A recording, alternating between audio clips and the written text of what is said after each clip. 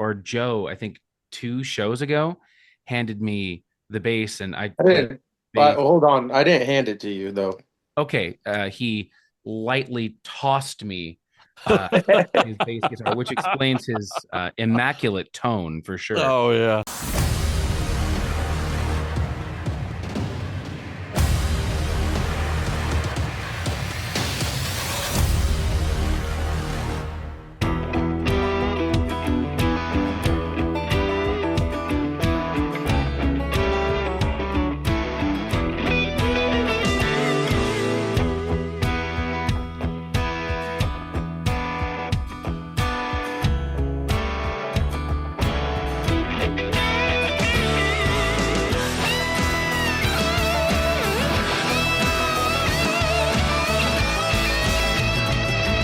What's up, Herostock Nation?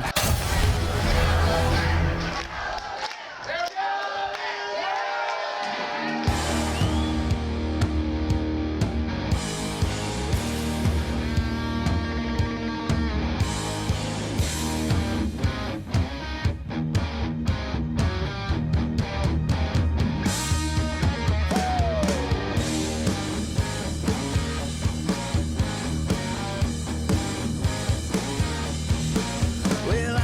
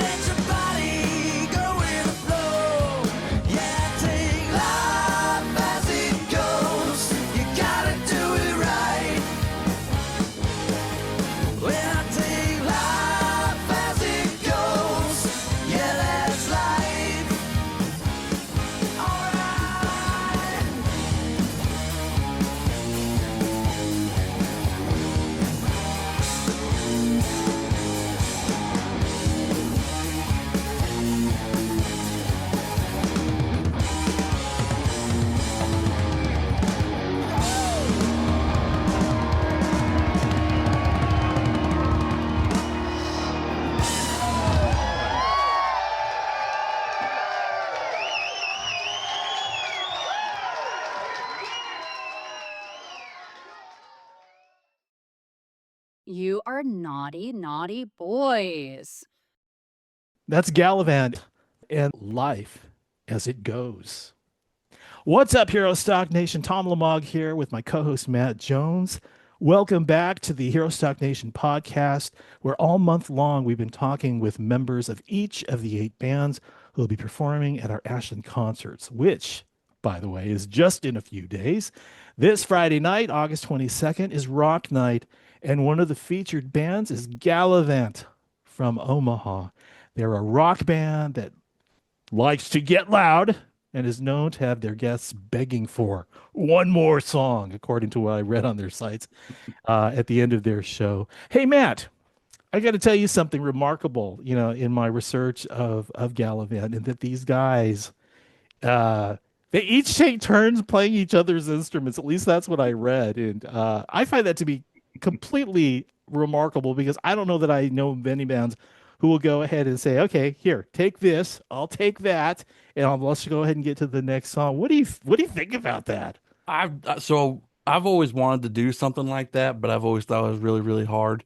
I don't know how they do it. I get confused on who actually plays what, like primarily now. So I'm interested to talk to these guys. I'm just interested in playing one instrument good, playing it well. But these guys, they do all, at least that's what I read. Now, I know that there's some old information out there floating around, and it's about time that we bring in the band. So, hey, Joe, how's it going? How's it going? I got Dex here as well, and Sam. Yo. 5 of us crowding the screen here. Gallivant. Let's start with the name. How did you come up with Gallivant as the band's name? And Yeah. The name Gallivant, the word stuck out to me when on the search for the band name. And when I just kind of read it, it just seemed right. And I was like, the definition of it, what it kind of means, what it stands for, all felt right. And I've always been a one-word band name kind of guy. So, and then we just rolled with it, stuck with it. Before that, it was Haze, actually. It was Haze. Once again, like I said, the one-word band name kind of thing, but Gallivant has a better ring to it, we think, and that's what we do. We're out here gallivanting around the country, touring, hitting the road, being broken down on the side of the road, well, just gallivanting around, I saw the band schedule. I mean, in the last 17 weeks, I had to get Siri's help on this one. 17 weeks, 17 shows. Yeah, it might even be more than that. I haven't counted it. I think we averaged about 10 to 12 shows a month this summer. So just this summer. So yeah, it's been pretty wild. Been good. Nonstop.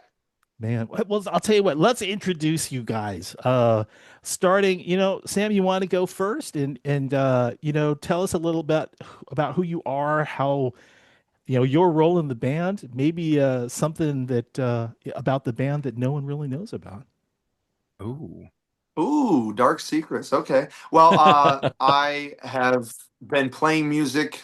I honestly can't remember if I was 9 or 10 when I first started playing piano. My sister was doing it. My parents were like, "Do you want to do it too?" I was like, "I'll try it."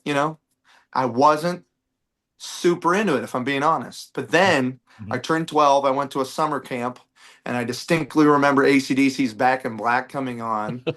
And I heard Angus Young playing that riff, and I was like, whatever that is, that's what I want to do. Yeah.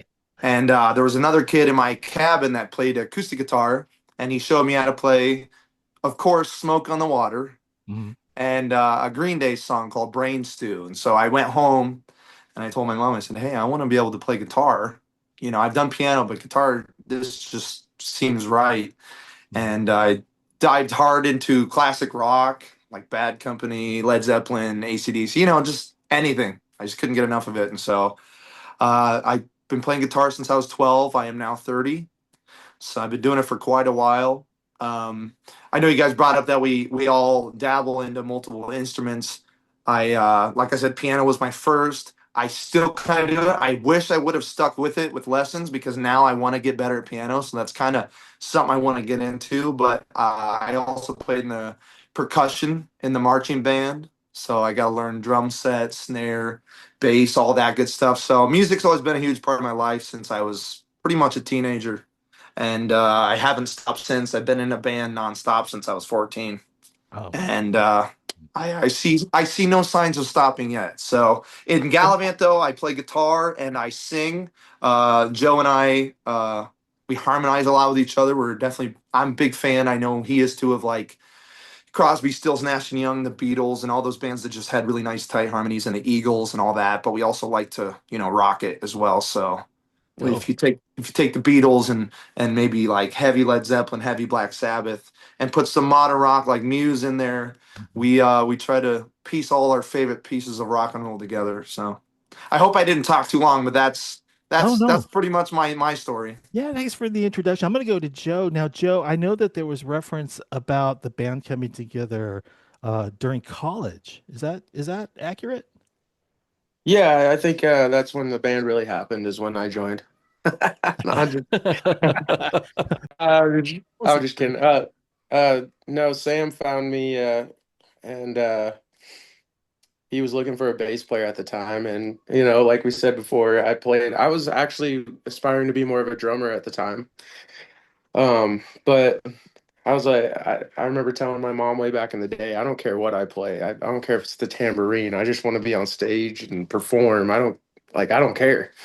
So he needed a bass player, and I was like, yeah, let's do it. I'll try out. And I obviously impressed him, I think.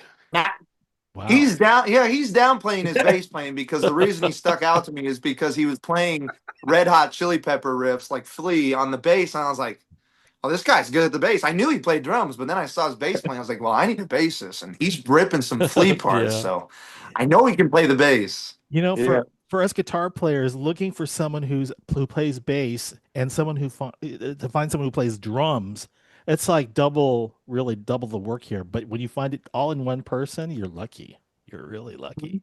Gee. Yeah, I think you understand each other more too, because it's like you can speak the language easier. I like, especially playing with Dakota. I almost know what he's gonna do, and I think vice versa. Like he knows. There's lately too, since we've only been playing for over a year now, just a little bit. Just barely, yeah. Yeah, there's been some times where I was like, I don't know how we both just thought of that at the same time, but we hit it totally. Like that was awesome. Like we don't talk about a lot of things; they just happen. So We'd it's be cool. pretty dangerous, yeah, if we actually rehearsed. We'd be Yeah, unstoppable. I swear to God. yeah. If we didn't play so much, we might have time to. Well, is it something that comes naturally frequently between you, Joe, and Dax? I mean, in terms of, they say the drummer and the bass player, they got to lock right in, to make this rhythm section work. I mean, is this something that comes natural? 100%. Yeah, they're not wrong. Like it is just like another. I think these guys both playing drums in college, especially with everybody being a percussionist in their own right. I think it makes it a ton easier to kind of see rhythm or play things that are a little bit more complicated. Or if I'll play something that's over the bar, like we're definitely not a jam band. Some offense to the jam band lovers out there, but as far as jam bands go, like I don't really think we play anything precisely the same way twice. I'm definitely like of the David Lee Roth school of thought. Like if you paid to get into a show, like I'm there to give you the show. Like you can listen to the CD or listen to YouTube a million times, and that's fine. But I want to give you something. You showed up for me, like I want to show up for you any way that I can. So when it comes to writing things, I can hear Joe really clearly thanks to our inner rig and just the way that we do business live.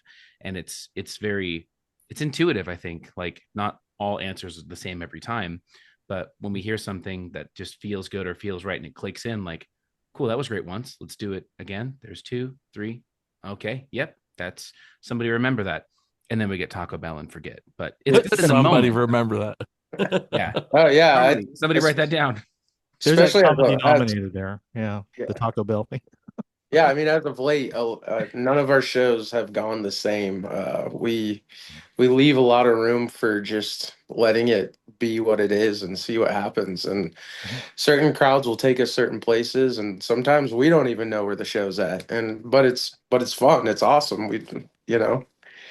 We have a set, but we don't at the same time. So It's like an idea of a set. Yeah. You guys, you embrace feeling my guess is that, all right, when we show up to the show, it depends on how we're feeling and how we're going to play rather than playing the same thing over and over. That's what I'm guessing. Pretty much. Yeah. Nailed it. Yeah. Okay, Nailed it. good. So let's go back to, the three of you playing now. A number of the bands that we've spoken with, either they're soloists or maybe a duo, or maybe they'll have like a 4 or 5 piece band. But you guys are a trio. You guys are just the three of you. Do you find that there is just a lot of space in that musical spectrum along that entire range of music? You guys have a lot of work to do to have to fill in that spectrum with something creative and entertaining. Is this comfortable for you guys, or are you like, what, we're looking to bring in a fourth person? I mean, how does this all play out for you guys in terms of being a trio or a power trio, if that's more accurate? Well, as far as being a three piece, not to take the lead on this one, this is my first three piece. And I've been playing in bands since I was a teenager, since before I could get into clubs, and just had to get the big black X's on my hand to know, like, hey, I'm not going to mess around here. I want to just play music. So this is the first time that I've been in a trio, and being like a big lover of the 80s and like big bombastic sounds, Led Zeppelin being a huge influence on me as a drummer. I've always like tried to do more, and I'm a very visual player myself, taking a lot of inspiration from like Poison or Motley Crue, or even again Tommy Aldridge, like wanting to be as visually appealing as well as from an audio standpoint appealing. I've always felt, and I mean no disrespect or offense to my previous band members, but I've really been like the workhorse of a band, and not just being a drummer, but trying to put as much as I can. And like, I'm not an electrician during the day. I can't say I got to go really quick so I can get to my shift over at Best Buy. This is all that I do is just playing music. And like joining these guys, it was actually funny. The first time that I officially met them, I was playing in a battle of the bands against them in a country band. It was, oh man, it was a very interesting like dichotomy to have to again like see these guys and like the 70s look, the shorts, everything. Like, I'm playing in like a pretty traditional country band, and yeah, watching them play, like all my friends were like, okay, like you guys were good, that was awesome, but like, you should really find a way to break in to that group. And like, not even 6 weeks, like 2 months later, like we kind of started having conversations about it. And honestly, the rest is kind of history. Like, after joining these guys, to bring the whole thing to a head, I really feel like everyone pulls an equal intense amount of weight. No one person is like the lead or the brain or the show. Everyone's listened to, everyone has a unique way of playing, and it's this weird melting pot of styles, arrangements, harmonies, ideas, and it's the first time that I've really felt like, wow, everyone, it's like a Cerberus, like we're all really connected to this thing. And yeah, yeah, not every band can say that they've got this collaborative pathway between the three of you that connects, each of the band members. But when they find out that it exists, then the fun really begins, don't you think? Oh yeah. 100%. Man, how do rehearsals go? I mean, to me, it's first of all, rehearsals. I mean, what were but I mean, each of you, I guess, Dax, I didn't have a chance to ask you this. Multi-instrumentalists, all of you, all of you. Yes. So Yeah. in the interview, this may be old information. If it is, just let me know. But it's kind of like you guys I saw pictures of you playing other instruments, each of you.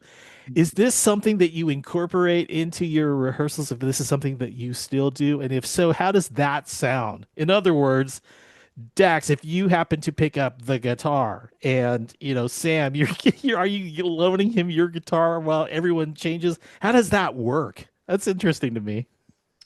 I'd love to answer that. I don't know. None of it is rehearsed or planned. The last time that I played guitar, we were in California, and somebody requested Stacy's Mom. And Sam didn't know it on guitar, but in one of my cover bands, I played it on guitar. So we just swapped. Or Joe, I think 2 shows ago handed me the bass, and I I played didn't. bass. Hold on, I didn't hand it to you though. Okay, he lightly tossed me his bass guitar, which explains his immaculate tone for sure. Oh yeah, Dropping the surprise. instrument, just character. Yeah, but no, Really none of meaning it. to air guitar right there. I'll tell you.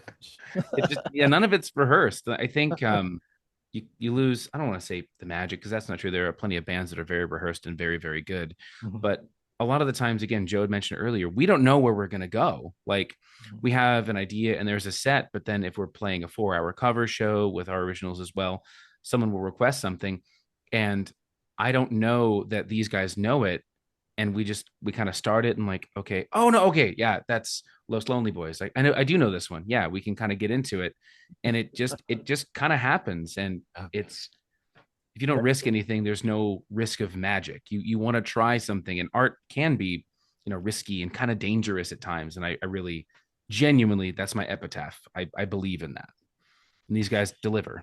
I don't know if I'd chuck a bass. So it's like, no, here, You catch. should try it. It's fun. I mean, It's fun. That thing would be in the air, and I'd be thinking, "Oh, mistakes were made." Get your catch heart that. Yeah. 9 out of 10 doctors recommend. In our music, They recommend Yeah. throwing bass. at the Yeah. show in our music video, the show at the end of our music video where we're playing for that crowd. At one point, Joe and I took our guitars and threw them to each other and caught each other's guitars on stage. I forgot And about I that. had so many I people. totally I had forgot that. Yeah, I had so many people come up and tell me afterwards, like, I didn't like that.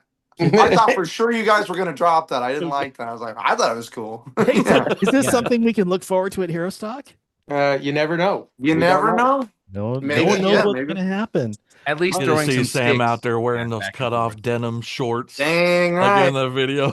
Well, just sold those he last sold night. them to someone last night. So Oh man, I was gonna ask you. I was like, whose idea was that? Because I that was showed up- gold.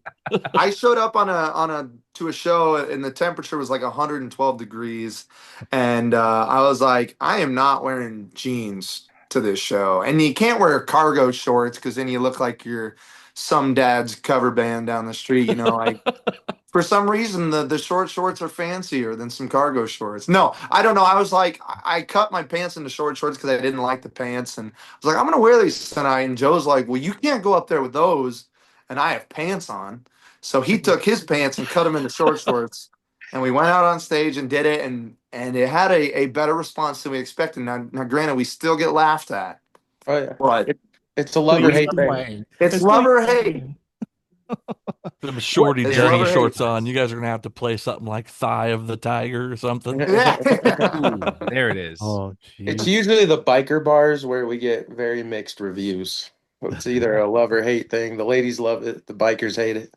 You just get those stares from them, and you're like, "I Oh, don't like yeah. this anymore." Yep. Yeah, the fellows are staring longer than the ladies, which whatever, it's fine. Don't act like you're not It is good. impressed. Yeah. Hey, let's talk a little bit about musical influences. And Dax, you had mentioned earlier Led Zeppelin, but what were some of the influencers, of your music in terms of whether it's guitar playing, bass playing, drumming, but also maybe power trios that are out there, or rock bands, or anything else that's out there? Maybe you can just kind of each of you tell us what your influences were. Yeah, as far as influences, again, for me, if I had to like really distill it down to its purest form, the first record that I bought and like tried to play everything was System of a Down, Steal This Album. I really was attracted to that group kind of being chaotic and weird and just kind of funky, much like myself. Led Zeppelin was a close follow as far as just really like he's like 20 years old and he's doing this in the like, how is that possible? Like the technology that we have today, they were putting this out back then. That's insane. But it really took Pantera, again, a group, a heavy metal group that I really, really enjoyed, to where I looked at the guitar players playing sort of from a perspective of drumming. Like it really influenced my approach to, I don't want to say lead drumming, but as much as I follow Joe with like bass guitar rhythms, if there's a vocal part that I feel needs to be emphasized, I'll emphasize the vocal part, or I'll try and play in unison with a guitar lick. It really just kind of takes all those inspirations of serving the song, but in a very non-traditional capacity. Mm-hmm. It's very individual for yourself. It's very personable to you. This is how you interpret it, and this is how you're kind of resharing it, perhaps. Very, very much so. And again, all the players in those groups, especially like Pantera, had a massive rhythm section. Not everybody really thinks about that. And obviously Led Zeppelin, like with John Paul Jones carrying the entire section on his back, like playing mandolin, keyboard, bass, arranging. For Yeah, sure. it's a lot of members pulling super duty that really made me feel like this is fantastic. I'd like to make a request right now before you get on stage. Going to California, please. We could do that. Yeah. Up there. 100%. I'll be up there at the front. Yeah, definitely. Bring your mandolins, gents. All right. You know what, Joe? As a bassist, there are so many people you could probably gravitate to, or accomplished bass players, but you're a multi-instrumentalist. What about you? Inspiration. Who are your role models? I think bass wise, it was definitely Flea right away. I mean, um, in my mind, he stole the show a lot just doing bass. Um, and that's kind of why I started playing bass was because of him. But I'm also a huge fan of like old style funk and bass is a huge part of that. And sometimes they don't even have to play anything crazy. They just have to hit that one and keep that groove going. And the more I started playing bass, I realized how much power I had because I think low end is super powerful when it comes to live music because that's the stuff you can feel right here. And Nailed it. I feel like if you're missing the bass, then the energy is going to go away. So I fill that void with I do something called an octaver. I throw an octave below the note I'm playing on my bass, and it creates this massive sound. And I think Sam's told me before I'm kind of a rhythm guitar bassist. I like to play kind of like guitar style rhythm, but I throw it on the bass and try and do both at the same time, basically. And I think that's a big reason why we were able to achieve a three-piece. First, you have to have a good drummer and then someone to hold down a thick low end. Yay. Sam takes care of the rest. I'll tell you what. I mean, I can ask any guitar player and any drummer do you want to go out and play? Do you have a bass player? No. No, we don't want to play unless there's a bass player, there's a competent bass player. There's a lot to be said about someone who will hold a band together, both the drummer and with the rhythms and the guitar player, with the melodies and the rhythm guitar part. And that's the bass guitarist in my mind. So kudos, man. That's awesome. I mean, a lot of bass players do get, it's kind of the thing that basses aren't important and all that stuff. We've all heard those jokes, but when you see a good one, then you're like, oh, this exists. Yes. Totally get it. Hey, I really liked your work. There was that live studio recording that you guys did. And you were singing and you were just dancing up and down that fretboard on your bass. And I was just blown away how easy you made that look. Bass player, lead vocalist. How is that for you to kind of feel like you're in control? Does it come easy for you to do both? When I started learning how to play music, I was also learning how to sing at the same time. So it is just kind of something that I just do. I do some solo stuff where I loop every instrument and I play keys and bass and keys and sing at the same time and then jump to my guitar. But like, I think of everything as one unit, like exactly as a band. Like you don't have to separate your brain. It's all one thing. And that's how I think of it. I don't know. It's just how it's always been. Don't have to really think about it. Really? No. Cool. It is not that way for me. I gotta work at it. If you see me thumping on a bass, I'm like, yeah, nope, I'm not even gonna try to put words there. Oh boy. I don't know. I think the best thing to do is forget about it and just let it happen. That's the way I think of it. But yeah, I don't know. Forget about it. I don't care anymore. Yeah, just do it. Yeah, just do it, man. Just do it. Sam, you're up, man. Tell us about your influences and Yeah, really. About specifics too. We like to hear specifics. Who are your guitar Yeah. heroes? As I said, AC/DC is what got me into wanting to play guitar. So I got to credit them. I know they get a lot of crap for putting out 18 of the same album or whatever the number is. But I got to be honest, I think they're the epitome of rock and roll. I have definitely grown since then. I mean, Led Zeppelin was my next love, and that's where when Dakota joined the band, and he talked about his love for Led Zeppelin. I was like, oh yeah, I knew. I was like, yeah, this is gonna work. I mean, if he's a Zeppelin fan, that's our bread and butter right there. Mhm. But then I got into the heavier stuff, and by heavier stuff, I mean like 80s metal. Don't get me wrong, I listen to like as heavy metal as it goes nowadays too, but 80s metal, like hair metal, or even like the British wave of heavy metal. Iron Maiden would have been one of my first ones. Mm-hmm. So funny enough, as a three piece, I'm huge on dual harmony guitars. So I'm a big Thin Lizzy fan. I'm a big Boston fan. I'm a big Iron Maiden fan. Any of those bands that had the dual guitar leads, I that is the only reason I'd ever want another guitarist in this band is so we could rip some dual leads, you know. But other than that, um, Randy Rhoads was like when I started getting into the shred guitar, like Van Halen and Ozzy. Rest in peace, Ozzy. But Randy Rhoads was definitely like when I was 14, 15, 16, getting into heavier music. I was like, I want to play that shreddy style of stuff. So, I try to incorporate that classic rock sound while still having the high energy of that 80s, like upbeat, in your face metal. So I feel like we try to bridge the gap of hard rock. A lot of people refer to us as a metal band. I don't hear that. I think we're a hard rock band at most.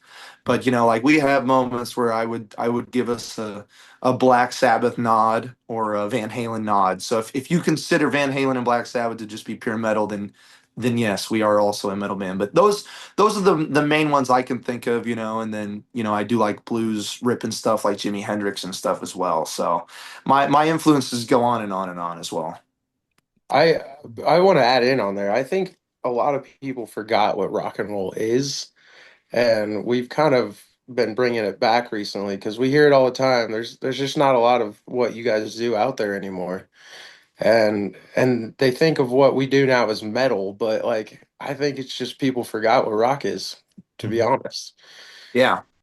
Yeah. To tag on that just a little bit, the first time I ever designed my own drum head that was my idea, I saw an interview of Gene Simmons at the time that said rock and roll is dead. And whatever he meant by that, like, oh, just rock as like a live performer, whatever the case. But I just had the idea of like, I want to be a part of the rock revival machine. All I want to do is bring back things like rock and roll. Nothing against metal or hard rock. Right? I'm such a huge lover of grunge, but yeah, rock bands, musicians, the rock star, whatever that even means today. Like, I just love the idea of rock music and like concerts like Queen's Live Aid or like that Joe Cocker live performance. Like, you watch something and it's like, holy expletive deleted. This is insane. Like, whatever this thing is, I want to be a part of it. I want to belong to this thing. That's what at least I know that we all try to do. You know, myself, a self-proclaimed baby boomer, it's music to my ears. That's all I can Hey, say. All right, guys. love to hear that. Favorite. Absolutely. Oh hell, I'll be up there. I'm gonna be up there on right here in your right at the stage there. All right. Maybe this is the last question for me because I know that our resident songwriter may have some things that I didn't get to. But favorite songs that you never get tired of performing live? I'm going last. No way. I'll say our one of our own songs, "Hipster Train Ride." Ever since we wrote it, it's always been in the set. It has never not been in the set, and I think we've never had a bad time playing it. So yeah. What is it about the song that it makes it fun? Is it the soloing? Is it the chord progression? What is it? It's when we wrote it, it kind of turned into kind of a bit of an odyssey. It has a few different parts, and Mhm. it's definitely one of our hypest songs. We always play it last. It has high harmonies, just big, high rock and roll style harmonies, and we have some stage antics that we eventually developed with it. It's just like it's hard to get bored of because we have things that we always do with this song, and we're running around. Sam and I switch spots. I'll throw a guitar on him during the song, like it's just it never gets old. I can't wait to see that. You're going to be playing that, right? Is that on the set list for Ashland? It never hasn't been. So yeah. Yeah, 100%. Yeah, that's our hype one for sure.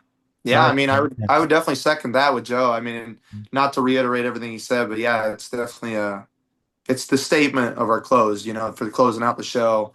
Um, I will say that one of the first things we did as a band was learn a cover. We learned Ram Jam's Black Betty. Yeah. And so that would have been 11 years ago that me and Joe learned that with our older drummer. And that's kind of been a staple cover of ours, which is funny because that song is a cover of an old blues song. So, I mean, we're known for a cover of a cover. But we go to towns around the country and we have a video of us playing Black Betty on YouTube, and these towns will just be like, play Black Betty, play Black Betty. And I'm like, we've never even been there before. And I'm like, oh, well, sure, yeah, if you want Black Betty, we could do that in our sleep. We've been doing it for 11 years now. And Dakota, when he joined in, that was like one of the first songs we had him learn because we're like, this is kind of one of our like go-to covers if we're gonna pull out a song that everyone gets hyped to, and it always gets people going. It's we go out in the crowd in that one, and groove with the people and get it. And people always ask me, "Can I mosh to this song?" And I was like, "You can do whatever you want."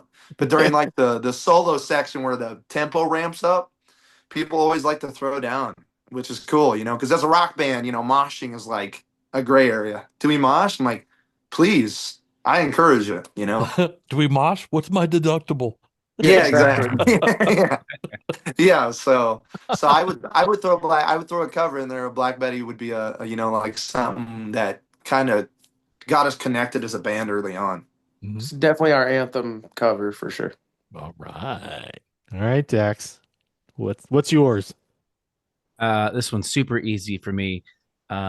Eruption is my absolute favorite. There's a section in the show where it's like fairly intense song. Normally, Life as It Goes, one of our covers, that's pretty involved. Drum solo, and I lose track of time to where it's 3 minutes or it's 9 minutes or it's 8 minutes. I don't really know what's going to happen during that. And then a pretty simple one after that, Hot for Teacher, immediately following, and it's just go, go, go, go, go. So during Eruption, I get this great little 45-second to 3-minute reprieve of like, all right, I can grab a drink. Cool. Let's breathe. You're the worst. Let's get a workout. That's for sure. Oh yeah, it's insane. Like I should have a way better body for how long that I work. It's really bad. Tomorrow you worry about that makes me want to throw one more thing out there is that we do have a lot of new music we've been working on, and honestly I can already tell that some of these new songs are going to be some of our favorites to play. They're just so new. We haven't put out music in a hot second other than that Life as It Goes video you saw at the beginning, and we have a lot of new music coming as well, and we're excited to get this new stuff working because I think it'll be some of our best stuff yet.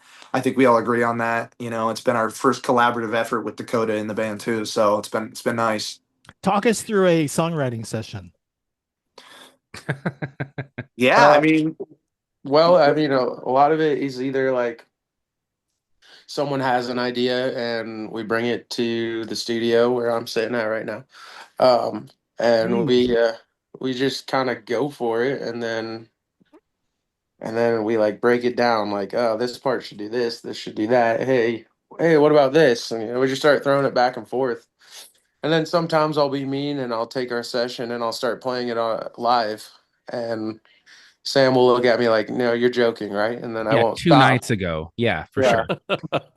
And then I make them come in and they do. And then we play the whole thing. Like, and I think we finish a lot of our writing at the show. Like sometimes I believe in taking something very unfinished.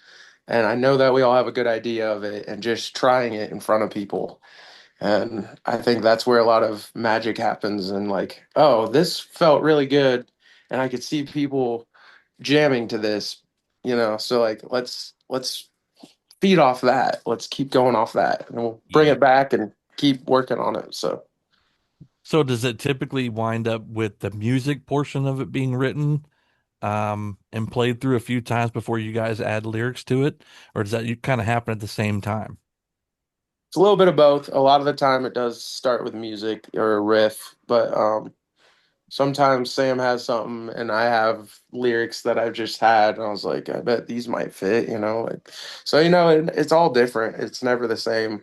Yeah. So, I know that writing lyrics is usually the standard, but yeah, we're just such a riff based band, and that's why we kind of advertise as that, because we love the riffs, and so the riffs just kind of come out first, and then kind of however that inspires me lyrically. Whenever I do lyrics, I don't know if that works for Joe, but sometimes the music itself will make me feel a certain way, and then it will have the lyrics will kind of come to me that way. So that's the way I've done it. Okay. Now, so I see Joe, you're in the studio, right? And I know our listeners can't see it, but I'm curious, do all of you kind of share that same responsibility of kind of the sound engineer, kind of, who has the ear for it? Do you guys kind of, share that responsibility? I think that's really collaborative, to be honest, as far as like things like the finished product, me being so new to the group.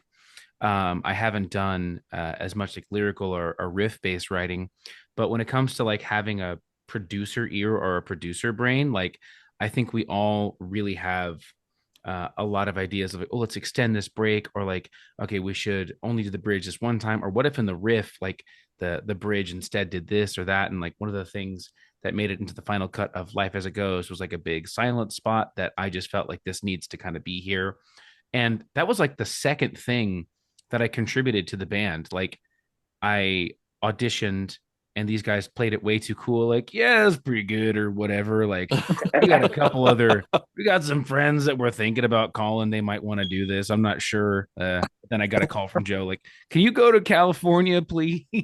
we want to go with somebody, please. Oh my God. And he's like, we didn't interview anybody else. It was just you. they big leagued me Yeah. 100%. They hit me with the big leagues.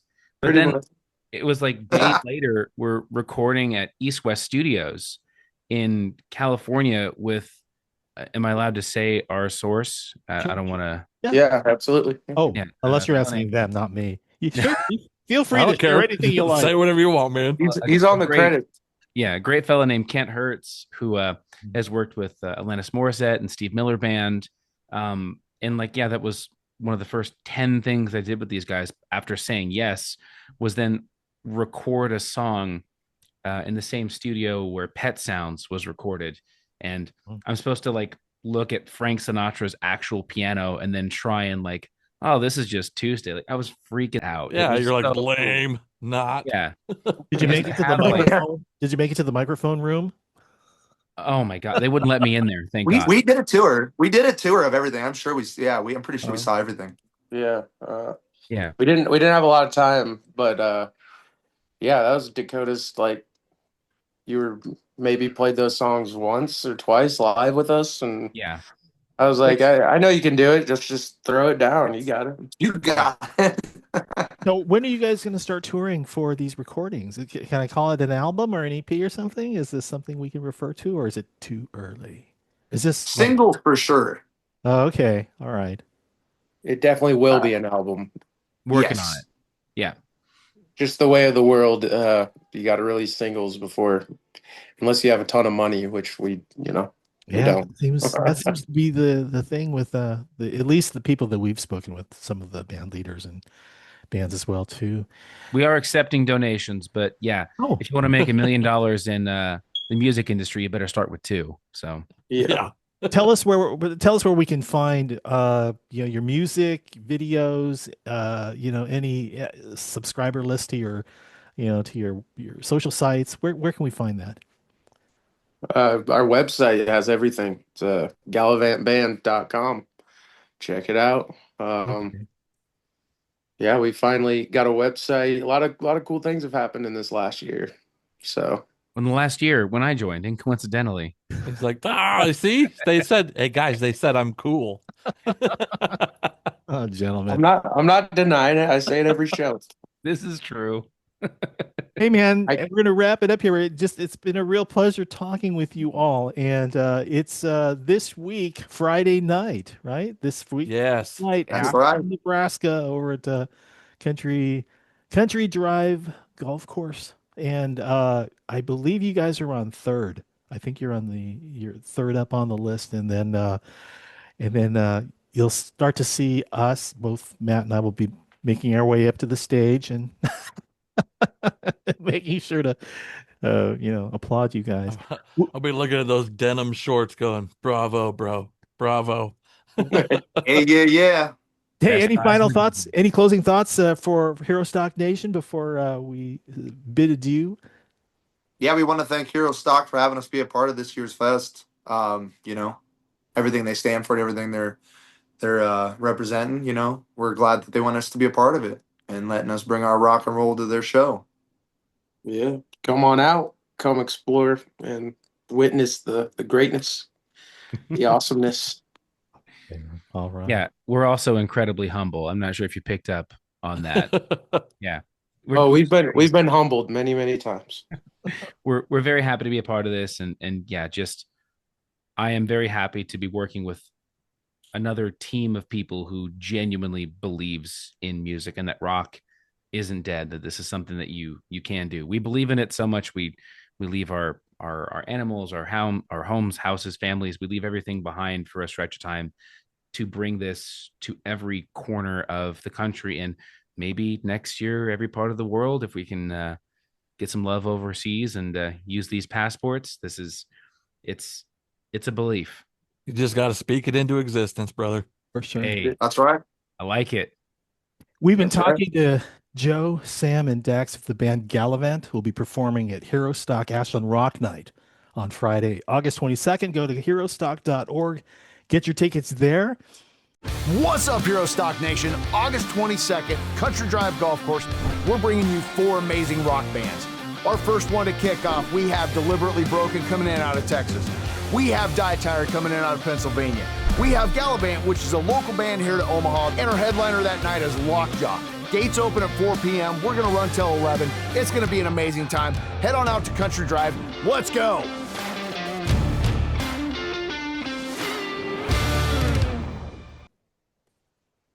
Wow. I love talking to rock bands. I don't know about Those you. guys are fun. They are, and while they still follow some of the rules, some of the practices for songwriting and musicians and all, I get the sense that okay, yeah, we can kind of bend the rules a little bit. I do like hearing them say rock is not dead, and seeing how Yeah. energized they are about being a part of this, kind of, bring this to the world, bring this to our listeners, let's let them hear it, and let's let them know rock is not dead, so I'm excited. I didn't get to go to Rock Night last year, so Oh, yeah, I'm coming to you're both you're this year. coming? I'm excited. Yeah. Well, yeah, it sounds like it. I mean, after our conversations, let's see. So we had Die Tired, which was last week, and that was a blast. And Yep. they've got some rock and roll planned. And then we talked to Joe from Lockjaw. We know what they're bringing. That Oh yeah. that was incredible. Um, and then our country lineup as well too. All excited. All. It's gonna be awesome. And all I can say is, we've come on here and we've done these interviews week after week, and we've talked with the bands, and we've tried to share some of their story with our listeners, but we can't express it enough. Come to Hero Stock. You gotta Come. be there. You gotta see it to experience it because it's Yes. describing. I mean, and maybe I'm not a very good salesman, but I've been smiling, having a great time every one of these episodes. I cannot wait. And it's what, 4 days? Yeah. Yeah. Well, let's see. Well, depending on what day we're recording this, which is today is Monday. Yeah. So We'll call it 4 days and a wake up. 4 days in a week. That sounds good. There we go. Hey, by the way, let me just kind of let everyone know if you haven't taken a look at the Hero Stock Facebook page, you'll notice that the schedule of events for Hero Stock Ashland has been posted. Once the gates open at 4 o'clock in the afternoon, the silent auction begins. Then there's going to be presentation of colors along with the national anthem.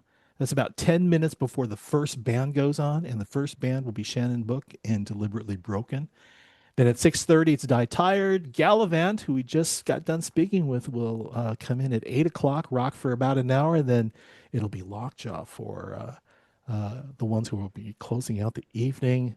I know my ears are going to be ringing, but my feet will be happy. Oh yeah. Then on Saturday, the gates are going to open at 4 o'clock. Again, with the color presentation, the anthem, our national anthem, and south of center will start country night at 5 p.m. Kimberly Meyer at 6:30, Trainer Band at 8, and then to bring things to a close is LV Shane. We also, LV Shane. yeah. Oh, what a fun conversation that was. Gosh, Oh man. I'll tell you right now, if you haven't watched these interviews, go back, herostock.org/podcast, and really check them out. They're great people, great conversations.